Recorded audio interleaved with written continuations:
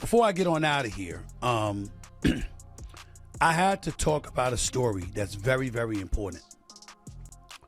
And albeit indirectly, it involves Caitlin Clark, the Department of Justice, and quite possibly the President of the United States himself.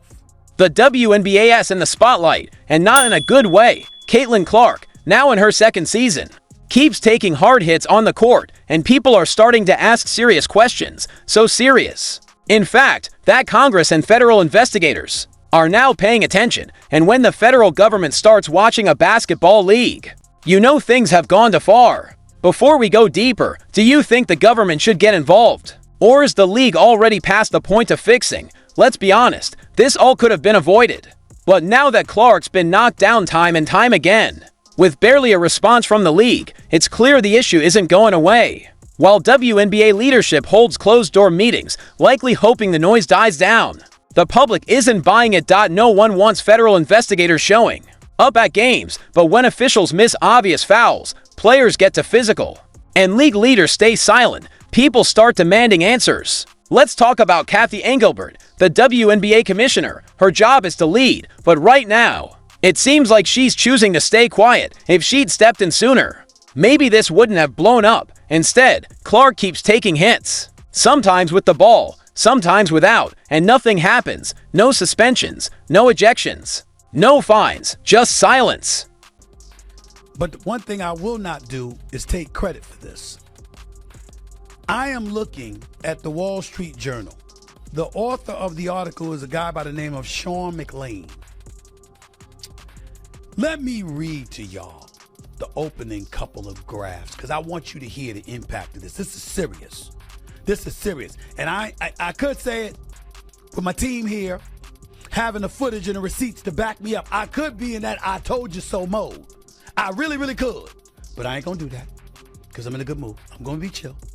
But I could be saying I told you so. Because let me read this to you.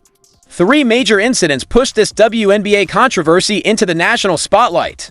First came Kennedy Carter's now famous shove, after the whistle, no less. Then Diamond Deschilds came crashing in like it was a football game, Marina Mabrey, followed with what looked more like a cheap shot than defense. At Tina Charles throwing a punch to the back, and suddenly, fans weren't sure if they were watching basketball or a brawl. These weren't just tough plays, they were unnecessary, off-the-ball hits, and they had no place in the game. But the league didn't respond. No fines, no suspensions, nothing. And that silence is tough to understand, especially considering what Caitlin Clark has done for the WNBA. She's packing arenas, boosting TV ratings, selling merchandise, and growing the league's app. You'd think the league would want to protect one of its biggest stars.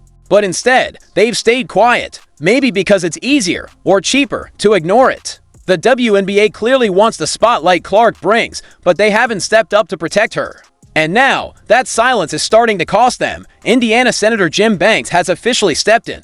He's sent a formal letter demanding answers, not to give Caitlin Clark special treatment, but to ask why she's not getting the basic protection any star athlete should expect in a pro league. This isn't just political noise, this is a real federal request.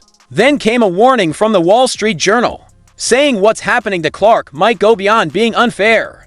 It could be a civil rights issue. That's not just opinion. That's a serious claim from a major outlet, and when Stephen A. Smith speaks up, you know it'll make headlines. He even suggested this could lead to a federal investigation. He pointed out that former President Donald Trump might get involved, using Clark's situation to gain support, and honestly, he might be right. If Trump jumps in, it could explode online. Supporters would rally, critics would protest, and the WNBA would be caught in the middle of a political storm. Maybe that's what it'll take to get the league's attention, because right now, it seems like they're not listening to fans, players, or the media, but with washing and watching, that silence might not last much longer. Joined the league last year, Ms. Clark's impact has been seismic. Merchandise sales soared 601%. Indiana Fever viewership jumped 170%. The team's value tripled. League Pass subscriptions climbed 366%. App engagement rose 613%, and her endorsements topped $11 million. Some people ask, why does this even matter? Here's the answer. It's not just about Caitlin Clark. It's about a league that says it wants to grow, gain respect, and be taken seriously but isn't backing that up with action. You can't center your marketing around one player, move games to bigger venues because of her, raise prices, and put her face in every promo then act surprised. When fans expect her to be protected on the court, people are flying across the country to see her. Kids wear her jersey, families are spending money they can barely afford just to be there. And then she takes a hit so bad, she might not even finish the game. That's not just disappointing, it's the league failing to take care of the very player helping to carry it.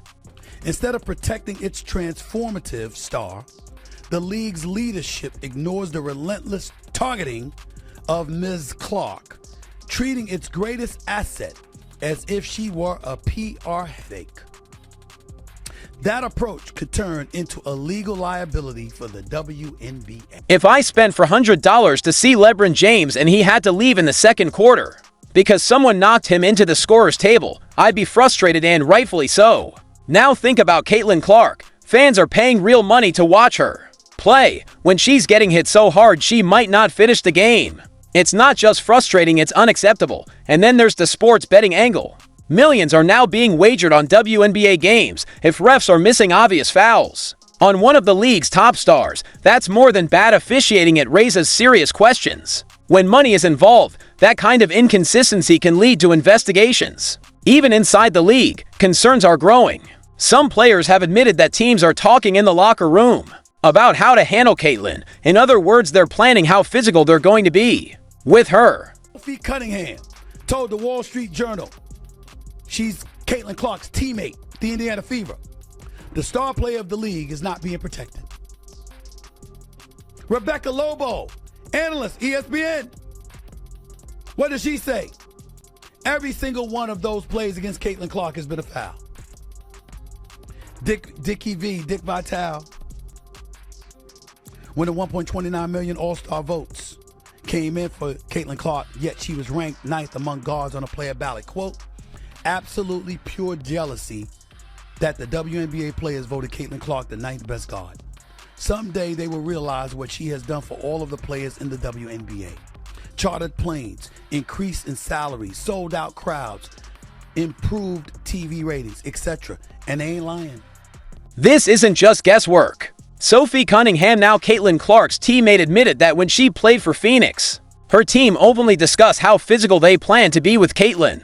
Now that they're on the same side, even Sophie says it's gone too far. When your own teammate thinks you're being targeted, that says a lot. Then there's the part most people avoid, the racial and sexual dynamics. Caitlin Clark is white, straight, and extremely marketable, qualities that not every player in the league shares. Whether people admit it or not, there's resentment. Former WNBA player Candace Wiggins once said she was bullied out of the league for being straight. Now, it looks like Caitlin may be facing the same kind of treatment, not just for how well she plays, but for who she is. That's no longer just a league issue.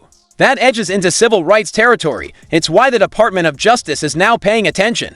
This isn't a social media theory. When you mix money, silence from leadership, and possible discrimination, it becomes a serious concern. And where's Commissioner Kathy Engelbert through all this? Still silent, still acting like nothing's wrong. Her job was simple: grow the league and protect its stars. But Caitlin Clark has taken hit after hit, while the league spirals into national headlines and political crossfire. This is what losing control looks like if the WNBA doesn't get a handle on this. Caitlin Clark may not just lead the league in scoring, she might end up leading in court. Lawsuits are likely, complaints are piling up, and there's video of every hit, every missed call, every moment refs turned a blind eye. This isn't just a PR issue anymore, it's potential legal evidence. The league had plenty of chances to act. They could have suspended Kennedy Carter. They could have fined Diamond Deshields. They could have told refs to start calling the game by the book. Instead, they stayed quiet, hoping it would all blow over. Now it's too late for silence. Congress is involved. The media's pushing hard. Fans are fed up. The WNBA wanted attention, now they've got it. Just not the kind they were hoping for. And what's the excuse? That Caitlin's being hazed. that this is how it goes for rising stars. Come on, she's not a rookie. She's in her second season. An MVP candidate, and a big reason the league is finally drawing national crowds and headlines. If this kind of treatment is normal, then maybe it's time the WNBA rethinks what leadership looks like. Caitlin led the league in assists last year. She's already earned her place now. She's just earning bruises. Let's be real, no one else in the WNBA takes this kind of punishment night after night. You don't see Sabrina Ionescu getting blindsided when the ball's not even in play. You don't see Breanna Stewart getting hit from behind with no whistle. And if she did, the league would have responded fast, probably with a statement and fines before the press conference even started. But with Caitlin Clark, it feels like the league is daring people to speak up, and the excuses they're getting more creative by the day. She talks too much, so does every player, men and women. Trash talk is part of the game. She's cocky. Since when is confidence a foul? If it were, half the league would be sitting. She's not used to physical play. That's a stretch. She led the NCAA in scoring while being triple-teamed every night. She didn't forget how to take contact. The differences in the WNBA. Physical seems to mean how much can we get away with. Then there's the claim that this is just the league's culture. Well, maybe that culture needs to change. Because the real issue isn't just the hits, it's the silence, the denial, the gaslighting. This idea that calling it out means you're against the league or don't respect women's basketball. But real respect means holding the league to a standard. It means protecting all players, not just a few. And it means calling out dirty plays, not brushing them off as just part of the game.